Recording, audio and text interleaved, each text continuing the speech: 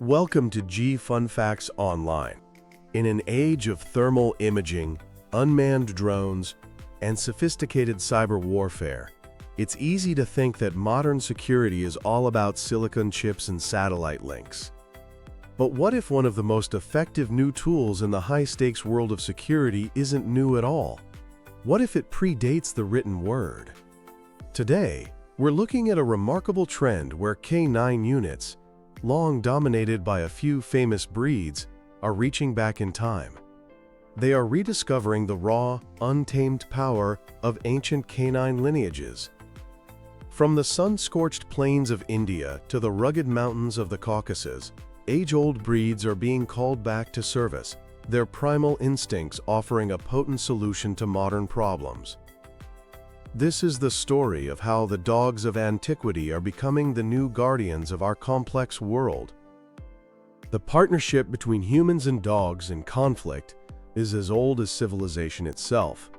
Long before the modern canine officer, there was the proto-war dog. Archaeological records from Mesopotamia, dating back over 7,000 years, show soldiers accompanied by powerful canines, using them for hunting, guarding, and tribal warfare. These were living weapons, symbols of power. The ancient world saw the rise of the first specialized war dogs.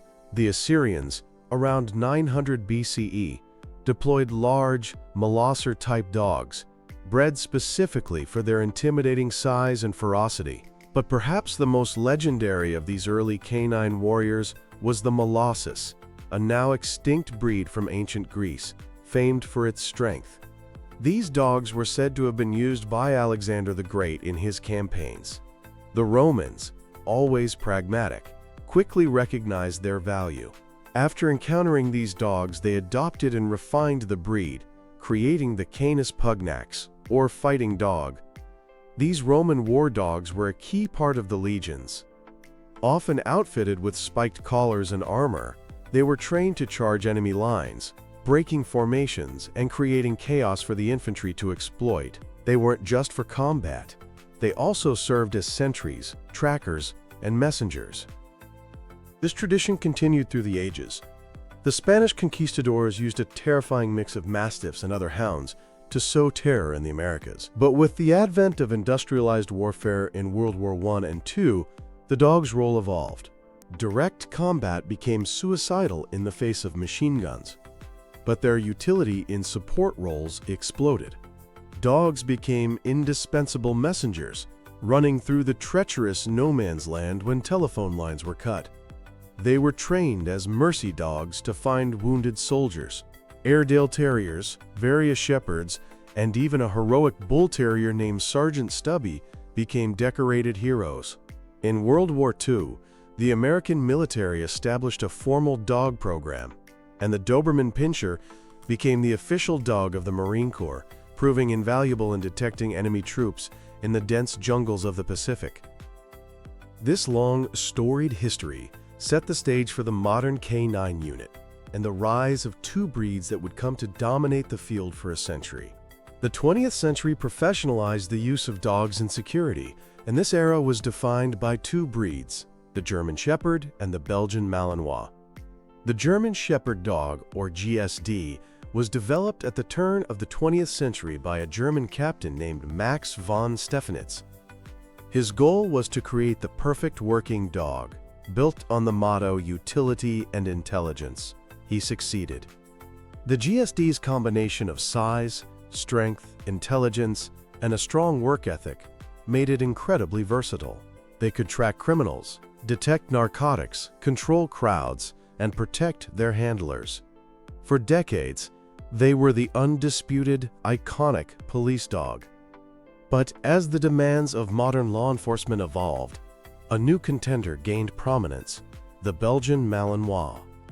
The Malinois is similar in appearance to the GSD, but is typically lighter, faster, and possesses an almost boundless energy.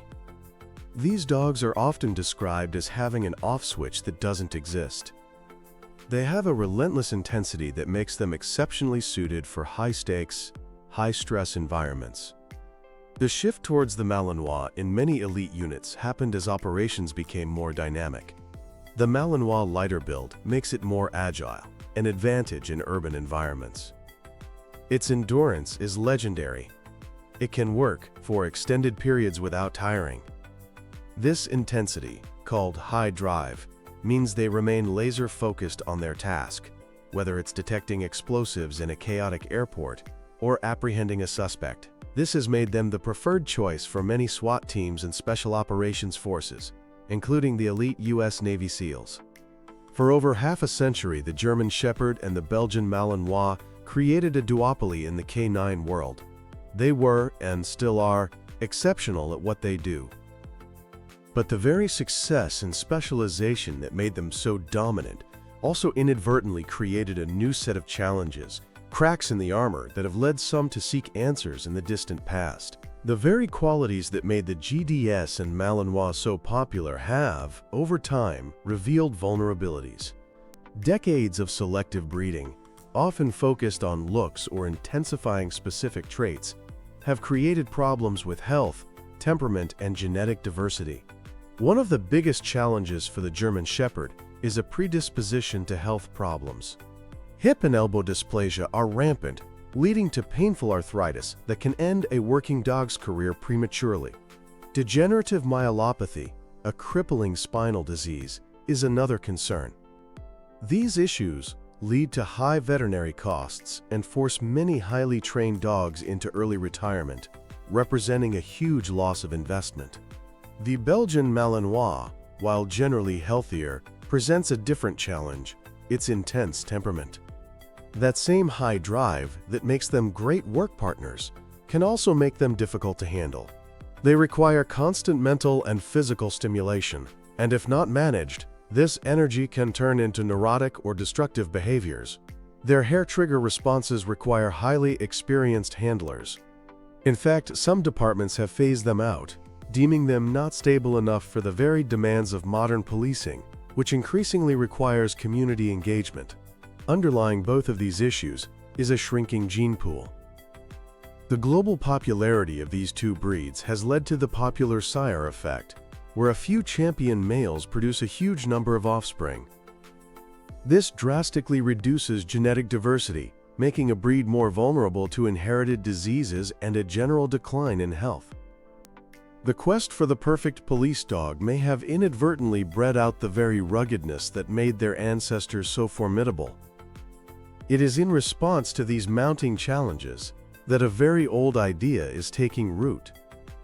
Security forces are turning their gaze to landrace and ancient breeds, the unrefined, time-tested canines that have survived for centuries, not through human fancy, but through sheer utility and resilience. As modern canine units grapple with these limitations, a fascinating movement is gaining momentum. This is most vividly illustrated by a pioneering initiative in India. For years, India's security forces relied on European breeds. But in 2020, Prime Minister Narendra Modi urged the adoption of Indian dog breeds, highlighting their heritage and suitability for the nation's security needs. The Border Security Force, or BSF, championed this call, becoming the first Indian paramilitary force to induct native breeds on a large scale. The two breeds they chose were the Mudhol Hound and the Rampur Hound. The Mudhol Hound from the Deccan Plateau is a lean, agile sighthound. Historically prized for exceptional stamina and sharp eyesight, they are famously loyal and perfectly adapted to India's hot climate. The Rampur Hound from Uttar Pradesh is another regal sighthound, capable of running at speeds over 40 miles per hour. Historically, they were the hunting companions of royalty. Today, over 150 of these indigenous dogs are deployed along India's borders and in anti-insurgency operations. And the results have been remarkable. A Mudhol Hound named Rhea recently made history by winning both Best in Tracker Trade and Best Dog of the Meet at the All India Police Duty Meet, outperforming 116 foreign breed competitors. These successes prove that these native breeds are not just a matter of national pride, they are highly effective and resilient. This trend is a global phenomenon. several formidable ancient guardian breeds are gaining recognition for the very traits that have been diluted in some modern breeds: raw power, unwavering loyalty, and an independent, thinking mind. Take the Cane Corso. A direct descendant of the Roman Canis pugnax, this Italian Mastiff was bred for centuries as a bodyguard dog. After nearly going extinct, the breed was revived starting around 1980. Today, it's highly valued as a protection dog. Its imposing muscular build and powerful bite force, reportedly around 700 psi, are a powerful deterrent. A well-bred Corso is known for its calm confidence and ability to assess threats without unnecessary aggression. Then there's the Kangal shepherd dog from Turkey. Bred for centuries to protect flocks from wolves, the Kangal has immense courage and the ability to think independently. With one of the strongest bite forces in the canine world, averaging an incredible 743 psi, the Kangal is a truly formidable animal. Interestingly, in conservation projects in Namibia, Kangals are used to protect livestock from cheetahs, which has dramatically reduced farmer-predator conflict and helped save the endangered cats. Finally, there's the Caucasian ovcharka, or Caucasian shepherd, from the rugged Caucasus Mountains. Forged by a harsh environment and the need to defend against bears and wolves, these dogs were used as prison guards in Russia. Their immense size and territorial instincts make them unparalleled guardians. However, their fierce independence and suspicion of strangers make them unsuitable for most police departments, which need dogs that are social with the public. But for high-level property protection, they are second to none. Of course, integrating these ancient breeds into the structured world of modern security isn't simple. The biggest hurdle is training. The very independence and intelligence that make these dogs so formidable also make them a poor fit for conventional canine training methods, which were developed for handler-focused breeds like the German Shepherd. Modern police work demands a high degree of control.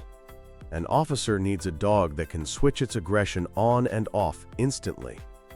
Shepherds and Malinois have been bred for this will to please. Ancient guardian breeds like the Kangal were bred for the opposite. Their job was to live with a flock and make their own decisions to protect it, often without human direction. They are not disobedient.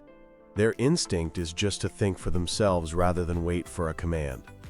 A recent study confirmed that ancient breeds like the Akita and Chow Chow were indeed more challenging to train in standard obedience exercises. So training these ancient warriors requires a fundamental shift in approach. Trainers must work with the dog's nature, not against it. It starts with building a relationship of mutual respect. These dogs work out of loyalty to a handler they see as a leader, not just for the joy of the task. Early and extensive socialization is also critical to temper their natural suspicion of strangers. And effective training channels their guarding instincts into desired behaviors, teaching them to alert their handler and wait for a command, rather than acting on their own. It's a demanding process that can take up to 2 years, but the result is a canine partner of unparalleled power and intelligence. So what does the future of the canine corps look like?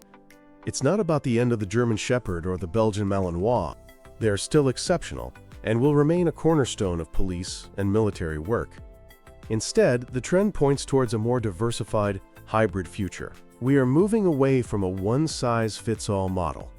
The ideal dog for sniffing contraband in a friendly airport, like a beagle, is very different from the dog needed for high-risk suspect apprehension, the domain of the Malinois, or for guarding a remote perimeter, a task perfect for a Kangal. The future K9 unit will be a diverse pack, with each breed chosen for its specific genetic skill set. This diversification offers a crucial advantage: resilience. By widening the genetic pool beyond the GSD/Malinois duopoly, security forces can mitigate the risks of health and temperament issues. It ensures the longevity and sustainability of K9 programs. This revival is also part of a larger cultural reawakening, a deeper appreciation for heritage and the profound bond between humans and dogs. The four-legged soldier of the future may have the keen nose of a beagle, the explosive speed of a Malinois, or the ancient, unyielding spirit of a Molosser descendant. In this new era of the canine corps, the past is not something to be left behind. It is a deep well of genetic strength and primal instinct, being harnessed to forge a more resilient and fascinating future for our oldest and most loyal partners.